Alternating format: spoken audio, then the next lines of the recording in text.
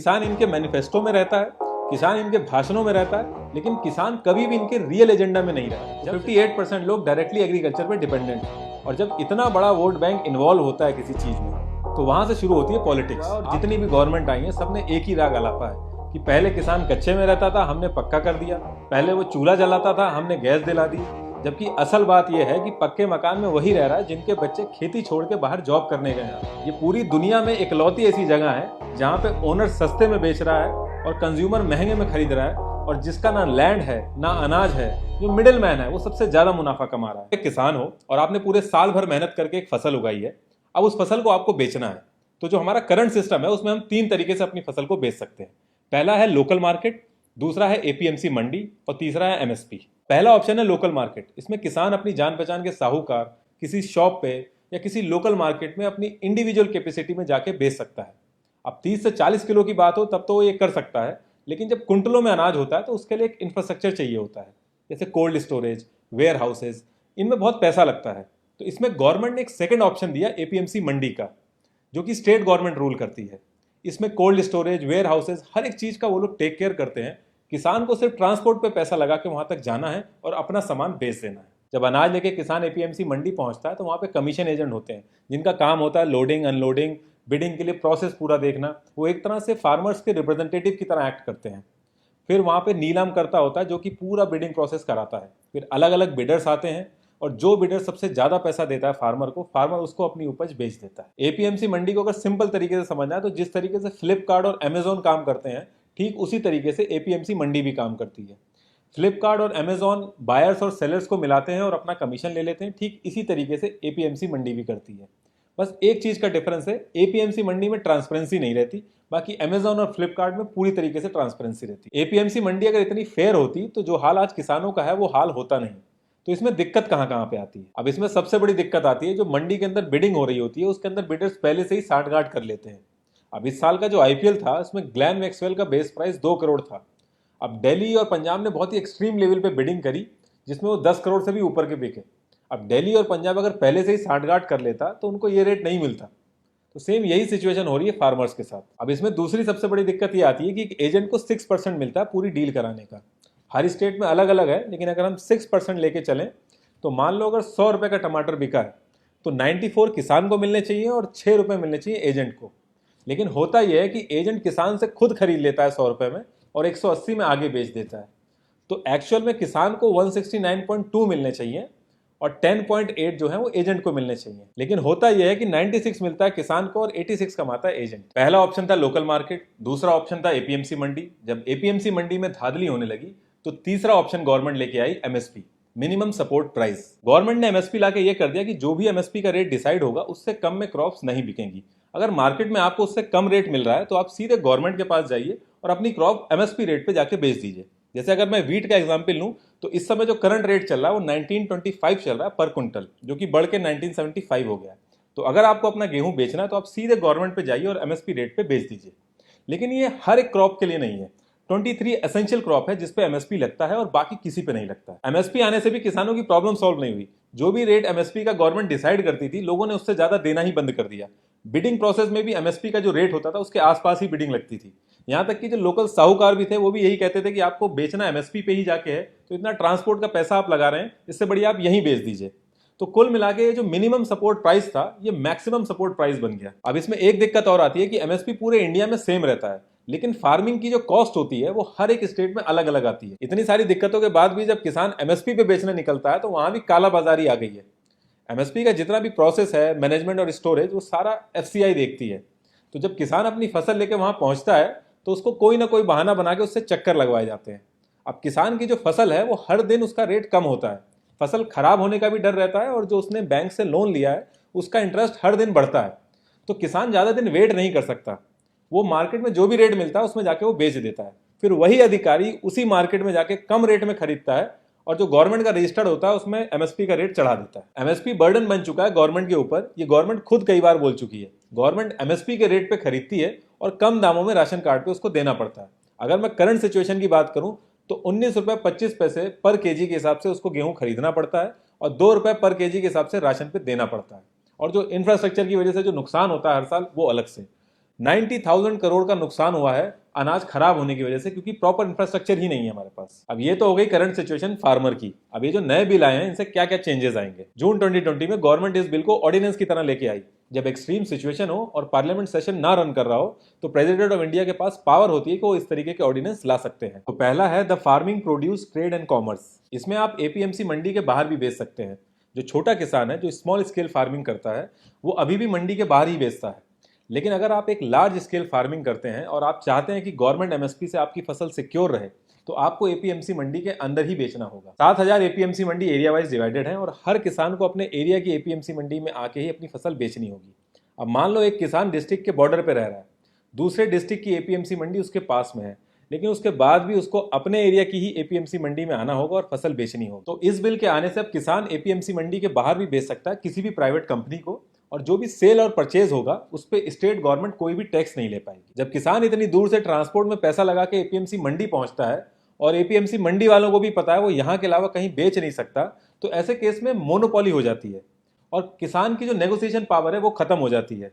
आप कभी भी वीक साइड पे बैठ के नेगोशिएशन नहीं कर सकते। ओवरऑल अगर आप देखेंगे तो इस बिल से लार्ज स्केल फार्मर को ही फर्क पड़ेगा। जो स्मॉल स्केल फार्मर है वो ऑलरेडी मंडी के बाहर बेच रहे हैं और उनका अनाज इतना नहीं होता कि वो ट्रांसपोर्ट में पैसा लगा के दूसरे स्टेट में जाके बेचें। अब अगर ये बिल इतना अच्छा है तो फार्मर्स प्रोटेस्ट क्यों कर रहे हैं? तो सारी बात आ जाती है गवर्नमेंट की इंटेंशन पे।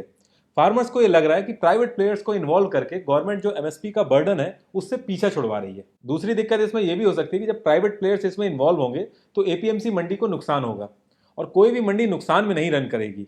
तो ये भी माना जा रहा है कि जब 3-4 साल ये प्राइवेट कंपनीज बहुत अच्छा रेट देंगी, जब एपीएमसी मंडी डेड हो जाएंगी तो प्राइवेट कंपनीज अपनी मनमानी करेंगी। जब बीएसएनएल के पैरेलल में एयरटेल और आइडिया आए थे तो लोगों को लग रहा था कि उनको एक बेटर ऑल्टरनेटिव मिल गया है, और जब बीएसएनएल डेड हो गया तो एयरटेल और आइडिया ने मन चाहे रेट लिए। फिर यही सेम चीज जियो ने एयरटेल और आइडिया के साथ करी।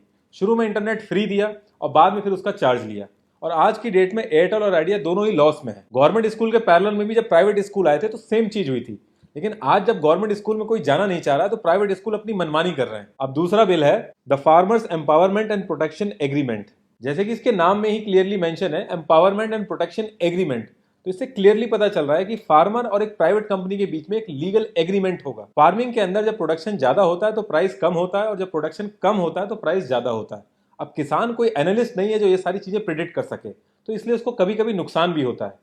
तो इस बिल के आने के बाद अगर फार्मर इन सब चीजों से बचना चाहता है तो एक लीगल कॉन्ट्रैक्ट साइन कर सकता है किसी भी प्राइवेट कंपनी से, जिसमें पहले से ही रेट डिसाइडेड होगा। इसमें प्राइवेट कंपनीज किसान को बताएंगी कि उनको कैसी फसल चाहिए, और लैंड प्रिपरेशन हो गया, पेस्टिसाइड, फर्टिलाइजर्स, वेयर हाउसेज, इन सारी चीजों में मदद करेंगी। अब इसमें दिक्कत ये आ सकती है कि फसल पूरी होने से पहले ही कोई कंपनी लॉस में आके अगर बंद हो गई या दिवालिया हो गई तो उस केस में किसान का क्या होगा, या जैसी फसल एक कंपनी चाहती है वैसा प्रोडक्शन ना हो तो उस केस में क्या होगा। देखिए, एक लीगल कॉन्ट्रैक्ट है और लीगल कॉन्ट्रैक्ट में हमेशा डिस्प्यूट होते हैं, और कोर्ट के अंदर एक किसान का इतने बड़े बिजनेस जाइंट के सामने खड़ा होना बहुत ही मुश्किल है। अगर एक 6-7 हजार के आप वकील को राम जेठमलानी के सामने लाके खड़ा कर दोगे तो फिर सही गलत की चीजों का कुछ फर्क रह नहीं जाता। अब इसमें दूसरी दिक्कत तो ये आ रही है कि शुरू के 3-4 साल तो कंपनीज अच्छे रेट में कॉन्ट्रैक्ट करेंगी, और एक बार जब एपीएमसी का ऑप्शन खत्म हो जाएगा तो फिर कंपनीज अपनी मनमानी करेंगी। तो फार्मर्स ये चाह रहे हैं कि इसके अंदर एमएसपी भी ऐड हो जाए, लेकिन अगर गवर्नमेंट इसके अंदर एमएसपी ऐड करेगी तो वो घूम फिर के वहीं खड़ी हो जाएगी जिस चीज से वो बचना चाह रही थी। अब तीसरा और आखिरी बिल है द एसेंशियल कमोडिटी बिल। ये कोई नया बिल नहीं है, ये 1955 में आया था ये बिल, और इस बार इसमें कुछ चेंजेस किए गए हैं। तो पहली चीज तो ये बिल आया ही क्यों, इसकी जरूरत क्यों है? तो इस बिल को लाया गया था होर्डिंग को रोकने के लिए, यानी कालाबाजारी को रोकने के लिए। ये बिल कहता है कि जो भी जरूरत की चीजें हैं उनको आप स्टोर नहीं कर सकते। अब जरूरत की चीजें क्या है, इनकी कोई लीगल डेफिनेशन नहीं है, एक लिस्ट है जिसमें से गवर्नमेंट ऐड और रिमूव करती रहती है। जैसे कि मार्च 2020 में हैंड सैनिटाइजर और मास्क को गवर्नमेंट ने ऐड कर दिया था इस लिस्ट में, और फिर 1 जुलाई 2020 को इस लिस्ट से इसको हटा दिया था। जैसे ही इस लिस्ट के अंदर कोई प्रोडक्ट आता है तो सारा production, supply, distribution government control करने लगती है। जब डिमांड बढ़ती है तो प्राइस भी बढ़ता है। अगर आज की डेट में पूरे मार्केट से कोई आलू उठा के स्टोर कर ले तो अचानक से आलू के प्राइस बढ़ जाएंगे, फिर अपने मन मुताबिक वो आलू को बेच सकता है जैसे चाहे वो। तो ऐसे केस में गवर्नमेंट आएगी और आलू को उठा के एसेंशियल लिस्ट में ऐड कर देगी। जैसे ही आलू एसेंशियल लिस्ट में ऐड होगा, गवर्नमेंट का कंट्रोल आ जाएगा आलू के ऊपर, और जो भी उसको स्टोर करेगा उसको जेल होगी। गवर्नमेंट ने इस नए बिल में क्या किया है कि अनाज, दाल, आलू, प्याज, ऑयल, ये सारी चीजें एसेंशियल लिस्ट से बाहर कर दी हैं, और कहा है कि दोबारा इनको एसेंशियल लिस्ट में तभी डालेंगे जब कोई वॉर जैसी सिचुएशन होती है, कोई प्राकृतिक आपदा आती है या अचानक से प्राइस हाई हो जाता है। गवर्नमेंट का कहना है कि इन सारी चीजों से किसानों को सही प्राइस मिलेंगे, और अगर आप नोटिस करें तो जिस दिन से असेंशियल लिस्ट में से सारी चीजें हटाई गई हैं उस दिन से इन सब के रेट भी बढ़ गए हैं। लेकिन प्रॉब्लम ये आ रही है कि फार्मर के पास इतना पैसा नहीं है कि वो इतना बड़ा इंफ्रास्ट्रक्चर मेंटेन करे, कोल्ड स्टोरेज मेंटेन करे इन सबको स्टोर करने के लिए। तो इसका जो असली फायदा है वो बड़े बड़े बिजनेसमैन ही उठाएंगे, इन सारी चीजों को स्टोर करके आर्टिफिशियल डिमांड क्रिएट करेंगे। तो ऐसा क्या रीजन है कि पंजाब और हरियाणा में ये प्रोटेस्ट ज्यादा हो रहे हैं? तो पहली चीज तो यह है कि दोनों स्टेट की जो इकोनॉमी है वो एग्रीकल्चर बेस्ड है। दूसरी चीज, जो सेंट्रल गवर्नमेंट है वो हर साल गेहूं और चावल बल्क में खरीदती है। हरियाणा 60% से ज्यादा प्रोडक्शन करता है बासमती राइस का, और पंजाब ऑल ओवर इंडिया में 2/3 से ज्यादा गेहूं प्रोड्यूस करता है। जब सेंट्रल गवर्नमेंट बल्क में गेहूं और चावल खरीदती है तो स्टेट को 8.5% टैक्स देती है, जिसमें से 2.5% एपीएमसी मंडी को जाता है और 6% डायरेक्टली स्टेट के पास जाता है।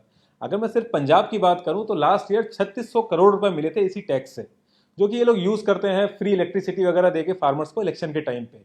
तो इस बिल के आने से अब वो चीज बंद हो जाएगी। ऐसा नहीं था कि गवर्नमेंट को पता नहीं था कि कौन कौन से स्टेट में प्रोटेस्ट होंगे या किस लेवल के प्रोटेस्ट होंगे, कौन कौन पार्टी छोड़ सकता है। गवर्नमेंट को बहुत अच्छे से पता था, इसीलिए ये बिल जून में कोविड के टाइम पे लाया गया। प्रॉब्लम यह है कि हर एक पार्टी को पता है कि जो एग्रीकल्चर सेक्टर है 15% जीडीपी को कंट्रीब्यूट करता है।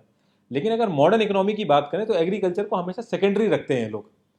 लेकिन उसके साथ साथ एक प्रॉब्लम यह भी रहती है कि 45% पॉपुलेशन इंडिया की डायरेक्टली एग्रीकल्चर पर डिपेंडेंट है और 15% इनडायरेक्टली डिपेंडेंट है। यानी कि कोई ट्रैक्टर की मैन्युफैक्चरिंग कर रहा है, कोई पेस्टिसाइड बना रहा है, तो 58% लोग डायरेक्टली एग्रीकल्चर पर डिपेंडेंट है। और जब इतना बड़ा वोट बैंक इन्वॉल्व होता है किसी चीज में तो वहां से शुरू होती है पॉलिटिक्स। आप नोटिस करेंगे किसान इनके मैनिफेस्टो में रहता है, किसान इनके भाषणों में रहता है, लेकिन किसान कभी भी इनके रियल एजेंडा में नहीं रहता। जब से देश आजाद हुआ और जितनी भी गवर्नमेंट आई है सबने एक ही राग आलापा है कि पहले किसान कच्चे में रहता था, हमने पक्का कर दिया, पहले वो चूल्हा जलाता था, हमने गैस दिला दी। जबकि असल बात यह है कि पक्के मकान में वही रह रहा है जिनके बच्चे खेती छोड़ के बाहर जॉब करने गए हैं, जिनका परिवार आज भी खेती में लगा है, वो कच्चे मकान में रह रहे हैं आज भी। सबसे ज्यादा किसान के बच्चे फौज में जाते हैं। एक लग्जरी कार खरीदने आप अगर जाएंगे तो 7.5% से रेट ऑफ इंटरेस्ट स्टार्ट होता है। वहीं एक किसान ट्रैक्टर लेने जाता है और उसको लोन कराना है तो 17% तक का रेट ऑफ इंटरेस्ट लगता है। एवरेज लैंड होल्डिंग है इंडिया के अंदर 1.1 हेक्टेयर। अगर मैं 1 हेक्टेयर की बात करूं तो उसमें से 27 कुंटल गेहूं निकलता है 6 महीना खून पसीना बहाने के बाद। जो करंट रेट चल रहा है वो है 1925 रुपए पर कुंटल, जो गवर्नमेंट ने एमएसपी पे डिसाइड कर रखा है। तो उस हिसाब से एक किसान की 6 महीने की इनकम हो गई 51,975 और मंथली इनकम हो गई 8,662 और एक दिन की इनकम हो गई 288। और ये एक जने की इनकम नहीं है, क्योंकि पूरा परिवार उसमें इन्वॉल्व होता है, तो ये पूरे परिवार की इनकम है। इससे ज्यादा पैसा अगर एक इंसान किसी रेलवे के जंक्शन में जाए और सिर्फ 4 ट्रेनों के अंदर चढ़ जाए और वो मांगना चालू करे तो इससे ज्यादा पैसा कमा लेगा। जब से देश आजाद हुआ है किसान की इनकम 19% बढ़ी है। मतलब आजादी के टाइम पे अगर वो 100 रुपए कमा रहा था तो आज की डेट में वो 119 रुपए कमा रहा है। वहीं एक एमपी की सैलरी 280% बढ़ी है। और अगर एक एक्स एमएलए एक्स एमपी बनता है तो वो 2-2 बार पेंशन उठाता है। एक एमपी का अगर आप सैलरी ब्रेकअप देखोगे तो पूरे साल भर में उसके ऊपर जो कॉस्ट लगती है वो 40 लाख रुपए लगती है। मैं इन हैंड की बात नहीं कर रहा हूं, मैं जो कॉस्ट लगती है उसकी बात कर रहा हूं। और जिस रेट कार्ड में इनके कैंटीन में सामान मिलता है पूरे इंडिया के अंदर वो रेट कार्ड में आपको सामान नहीं मिल सकता। जबकि उस रेट कार्ड की असली जरूरत तो एक किसान को है, ना कि करोड़पतियों को। करंट एमएसपी अगर आप मक्के की चेक करेंगे तो 1850 रुपए पर कुंटल है। अगर वहीं मैं केजी में बात करूं तो 18 रुपए 50 पैसे पर केजी है। और आप मार्केट में रेट चेक करेंगे तो 480 रुपए पर केजी, और थोड़ा सा अगर फ्लेवर्ड में आप जाएंगे तो 700 रुपए पर केजी है।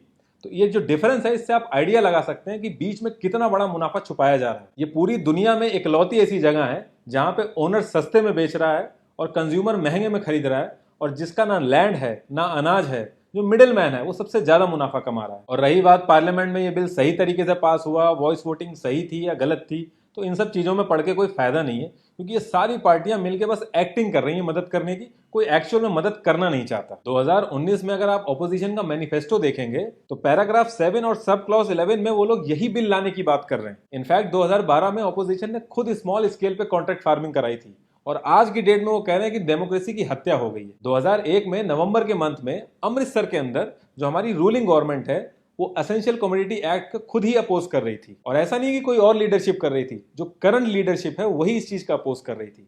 और आज की डेट में ये गेम चेंजर हो गई है। किसानों की कंडीशन सही करने के लिए कोई बहुत बड़ा रॉकेट साइंस नहीं चाहिए, एक छोटा सा फ्रेमवर्क चाहिए जिसमें किसान जो कि लैंड का ओनर है, जिसकी फसल है, उसको सबसे ज्यादा प्रॉफिट हो। जब से हमारा देश आजाद हुआ है हमारी गवर्नमेंट ने बहुत बड़े बड़े डिसीजन लिए हैं। पाकिस्तान के 2 टुकड़े कर दिए, 370 हट गया, रातों रात 500,000 के नोट हट गए। तो इन सब डिसीजन के आगे ये सब बहुत छोटी सी चीजें हैं, लेकिन ये होगा पॉसिबल तभी जब गवर्नमेंट चाहेगी।